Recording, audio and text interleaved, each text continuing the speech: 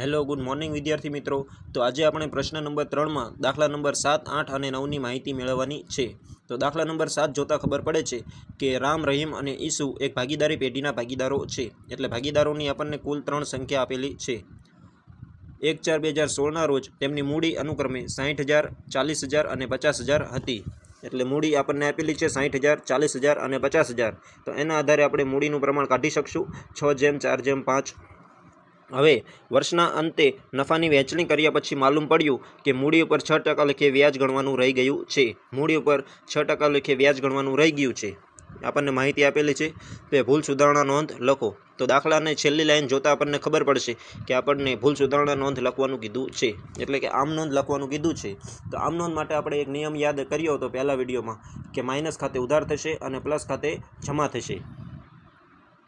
આપણે શરૂઆતમાં એક નિયમ યાદ કર્યો હતો કે માઇનસ ખાતે ઉધાર થાય અને પ્લસ ખાતે જમા થાય। આમ નોંધ જ્યારે ગણતરી કરવાની, આમ નોંધ લખવાની થાય ત્યારે।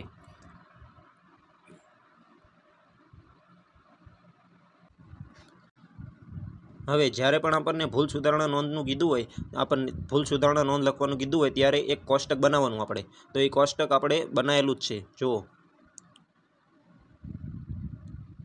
દાખલા નંબર 7 માં જોતા આપણને ખબર પડે છે કે આપણે કોષ્ટક બનાવેલું છે કે વિગત, પછી ભાગીદારોના નામ રામ, રહીમ અને ઈસુ અને કુલ સંખ્યા। વિગત, રામ, રહીમ અને ઈસુ અને કુલ। તો વિગતમાં આપણે લખશું કે મૂડી આપણને આપી હતી 60,000, 40,000 અને 50,000। અને એનો કુલ સરવાળો થશે 60,000 ને 40,000 1 લાખ, 1 લાખ ને ઈસુના 50,000 એટલે 1,50,000 આપણને જવાબ મળશે। તો આપણે મૂડીની કાંઈ જરૂર છે નહીં, એટલે આપણે એની અંડરલાઇન કરી એની નીચે અંડરલાઇન કરી દેવાની। હવે મૂડી ઉપર 6% લેખે વ્યાજ આપેલું હતું, તો મૂડી ઉપર 6% લેખે વ્યાજ ગણતા આપણને જવાબ મળશે કે 60,000ના 6% કરશું એટલે રામના મળશે આપણને 3600। પછી 40,000ના 6% કરશું એટલે રહીમ ખાતે આવશે 2400। હવે ઈસુના 50,000ના 6% કરશું એટલે આપણને જવાબ મળશે 3,000। એ 3600, 2400 અને 3,000 એ ત્રણનો સરવાળો કરતાં આપણને જવાબ મળશે કુલ 9,000। એટલે મૂડી ઉપર આટલું વ્યાજ ગણવાનું રહી ગયું હતું। હવે ભૂલ સુધારણા નોંધમાં એક બીજો નિયમ પણ યાદ રાખવાનો કે જ્યારે પણ આપણને ભૂલ સુધારણા નોંધ કરવાનું કીધું હોય આ ચેપ્ટરમાં, ત્યારે મૂડી ઉપર વ્યાજ ગણવાનું રહી ગયું હોય તો આપણે શું કરવાનું, એ નફામાંથી બાદ કરવાનું। નફામાં ઘટાડો થાય। અને ઉપાડ ઉપર વ્યાજ ગણવાનું કીધું હોય તો એ નફામાં વધારો થાય। એટલું યાદ રાખવાનું કે મૂડી ઉપર વ્યાજ ગણવાનું કીધું હોય તો નફામાં ઘટાડો થાય, અને ઉપાડ ઉપર વ્યાજ ગણવાનું કીધું હોય એટલે કે આપણે ઉપાડ ઉપર વ્યાજ ગણવાનું બાકી રહી ગયું હોય ત્યારે એ નફામાં વધારો થાય, અને મૂડી ઉપર વ્યાજ ગણવાનું બાકી રહી ગયું હોય તો નફામાં ઘટાડો થાય। તો અહીંયા આપણે મૂડી ઉપર વ્યાજ ગણવાનું રહી ગયું છે તો એટલો નફામાં શું થશે, ઘટાડો થશે। એટલે એટલી રકમ આપણે માઇનસ કરવી પડશે। હવે આપણને મૂડીની માહિતી તો દાખલામાં આપેલી હતી, તો એના આધારે મેં તમને કીધું હતું કે આપણે 6/4/5 એ મૂડીનું પ્રમાણ કાઢી શકીએ, પણ આપણને દાખલામાં કાંઈ આપણને નફા નુકસાનના પ્રમાણની માહિતી આપેલી નથી। તો નફા નુકસાનની માહિતી જ્યારે નફા નુકસાનના પ્રમાણની માહિતી આપણને આપેલી ન હોય ત્યારે આપણે દરેક ભાગીદારના ખાતે સરખા પ્રમાણમાં નફા નુકસાનની વહેંચણી કરવાની। એટલે નફા નુકસાનનું પ્રમાણ થશે 1/1/1। એટલે હવે જે મૂડી પર વ્યાજ ગણવાનું જે બાકી રહી ગયું હતું 9,000, તો એ આપણે સરખા પ્રમાણમાં એટલો ઘટાડો થશે એમના નફામાંથી।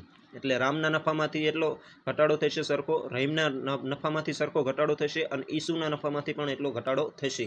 તો મૂડી ઉપર આપણે કુલ 9,000 વ્યાજ ગણવાનું રહી ગયું હતું, તો એના ભાગ્યા 3 કરવાના। જેમ કે આપણને નફા નુકસાનનું પ્રમાણ આપેલું નથી, તો સરખા ભાગે એટલો ઘટાડો થશે એમના નફામાંથી।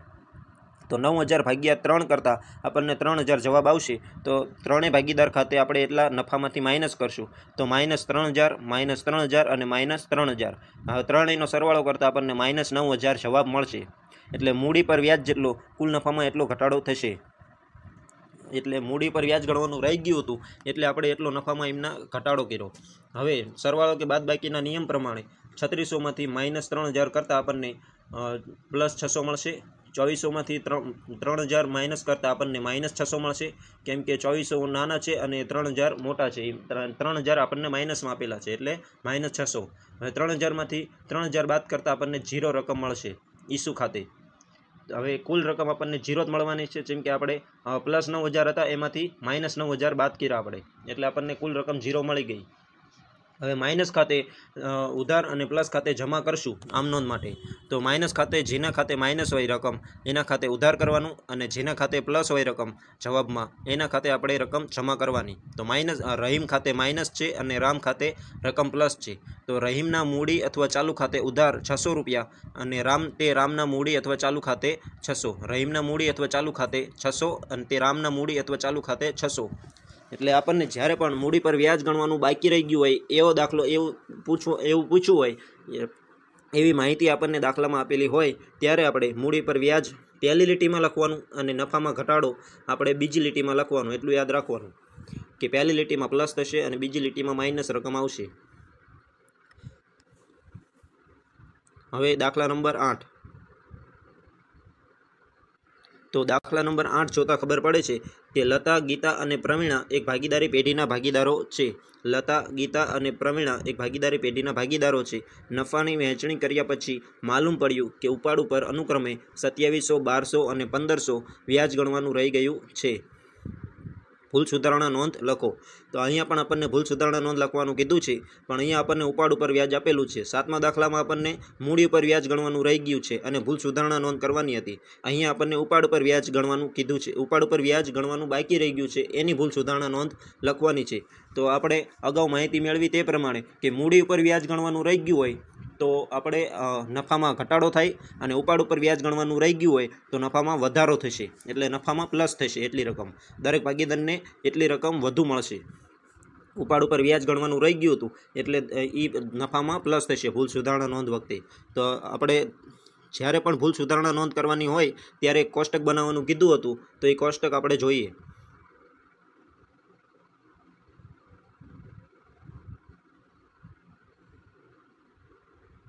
તો દાખલા નંબર 8માં જોતા ખબર પડે છે કે આપણે એક કોષ્ટક બનાવેલું છે કે વિગત લતા, ગીતા અને પ્રવીણા 3 ભાગીદાર આપેલા છે, અને કુલ વિગત લતા, ગીતા અને પ્રવીણા અને કુલ આપણે લખી કોષ્ટક બનાવ્યું. હવે નફામાં એટલો વધારો થશે. કુલ કેટલા આપ્યા હતા? તો એ જો મૂડી ઉપર વ્યાજ ગણવાનું કીધું હોય ત્યારે પહેલી લીટીમાં લખવાનું, અને ઉપાડ ઉપર વ્યાજ ગણવાનું કીધું હોય આપણને ત્યારે આપણે બીજી લીટીમાં પહેલી લીટી ખાલી છોડીને કોષ્ટકમાં બીજી લીટીમાં લખવાનું ચાલુ કરવાનું. એટલે ઉપાડ ઉપર વ્યાજ આપણે બીજી લીટીમાં લખવાનું, મૂડી ઉપર વ્યાજ આપણે પહેલી લીટીમાં લખવાનું કોષ્ટકમાં. ઉપાડ ઉપર વ્યાજ આપણને આપેલી છે માહિતી, તો બીજી લીટીમાં લખવાનું. ઉપાડ ઉપર કેટલું વ્યાજ ગણવાનું? તો આપણને દાખલામાં કીધું છે કે -2700, ગીતા ખાતે -1200 અને પ્રવીણા ખાતે 1500. હવે કુલ આપણે 2700, 1200 અને 1500 સરવાળો કરતાં આપણને 5400 જવાબ મળશે. કુલ રકમ આપણને 5400 મળશે.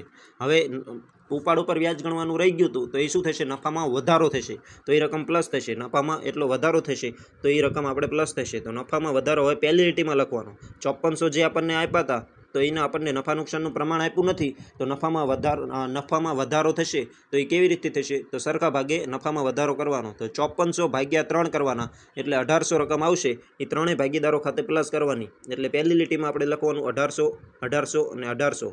એટલે 1800, 1800, 1800 એટલે આપણને કુલ રકમ મળશે 5400 રૂપિયા. એટલે નફામાં મૂડી ઉપર વ્યાજ ગણવાનું બાકી હોય ત્યારે આપણે એ પહેલી લીટીમાં લખવાનું, અને ઉપાડ ઉપર વ્યાજ ગણવાનું બાકી હોય ત્યારે કોષ્ટકમાં પહેલી લીટી છોડીને બીજી લીટીમાં આપણે લખવાનું, અને પછી જે સરખા ભાગે આપણે વહેંચણી કરવાની એ આપણે પહેલી લીટીમાં લખવાનું. હવે સરવાળો કે બાદબાકી કરતાં આપણને ખબર પડશે કે લતા ખાતે +1800 આપ્યા છે અને -2700 બાદ કરવાના છે, તો જવાબ આપણને આવશે -900. પછી ગીતા ખાતે 1800 પ્લસ આપ્યા છે અને -1200 છે, તો પ્લસ રકમ મોટી છે 1800 અને 1200 માઇનસ છે એટલે આપણને જવાબમાં મળશે +600. હવે 1800માંથી 1500 પ્રવીણા ખાતે બાદ કરતાં જવાબ આપણને મળશે 300 રૂપિયા, અને 5400 પ્લસ છે અને 5400 માઇનસ છે કુલના ખાતામાં, તો આપણે જવાબ આવશે 0. હવે માઇનસ ખાતે ઉધાર થશે અને પ્લસ ખાતે જમા થશે. તો લતાના મૂડી ખાતે ઉધાર માઇનસ ખાતે 900 છે, આપણે લતાના મૂડી ખાતે ઉધાર 900 રૂપિયા. હવે ગીતાના મૂડી ખાતે 600 અને તે પ્રવીણાના મૂડી ખાતે 300 રૂપિયા.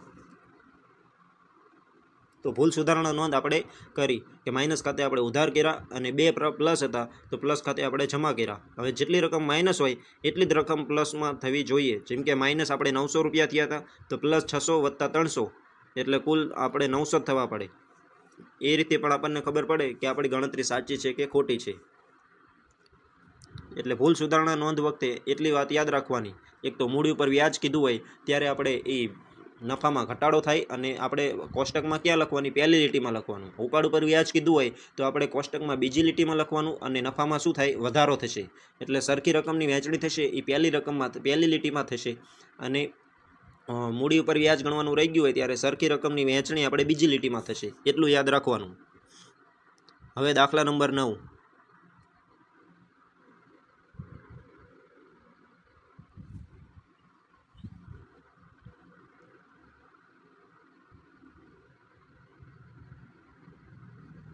દાખલા નંબર 9માં જોતા ખબર પડે છે કે મુકેશ, ધવલ અને વિનોદ એક પેઢીના ભાગીદારો છે. એટલે ભાગીદારોની સંખ્યા કેટલી આપી છે, 3. મુકેશ, ધવલ અને વિનોદ. તેઓની મૂડીનું પ્રમાણ 4:2:3 છે. એટલે મૂડીનું પ્રમાણ આપેલું છે એટલે નફા નુકસાનનું પ્રમાણ આપેલું નથી. તો નફા નુકસાનનું પ્રમાણ કયું થશે, 1:1:1. મુકેશને નફામાંથી ઓછામાં ઓછા 35,000 મળશે જ એવી ખાતરી ધવલ અને વિનોદે આપેલી છે. એટલે મુકેશને નફામાંથી 35,000 મળશે જ તે એવી ખાતરી ધવલ અને વિનોદે આપેલી છે. પેઢીનો વર્ષનો નફો ₹90,000 હોય તો ભાગીદારો વચ્ચે નફાની વહેંચણી કેવી રીતે થશે. પેઢીનો વર્ષનો નફો ₹90,000 હોય તો ભાગીદારો વચ્ચે નફાની વહેંચણી કેવી રીતે થશે. એટલે આપણે નફાની વહેંચણી કરવાની છે. નફો તો આપી દીધો છે વર્ષનો અને નફા નુકસાનનું પ્રમાણ આપ્યું નથી એટલે સરખા પ્રમાણમાં વહેંચણી કરી દેવાની. ભાગીદાર પેઢીનો નફો આપ્યો છે 90,000 તો લખી નાખવાનું આપણે જવાબમાં 90,000. જો મૂડીનું પ્રમાણ આપણને આપ્યું છે 4:2:3 પણ નફા નુકસાન વહેંચણીનું પ્રમાણ આપ્યું નથી તો આપણે લખવાનું નફા નુકસાન વહેંચણીનું પ્રમાણ 1:1:1. હવે પેઢીનો કુલ નફો આપણને આપ્યો છે 90,000. પેઢીનો કુલ નફો આપણને આપ્યો છે 90,000. હવે આપણે કોષ્ટક બનાવવાનું, વિગત, મુકેશ, ધવલ અને વિનોદ અને કુલ.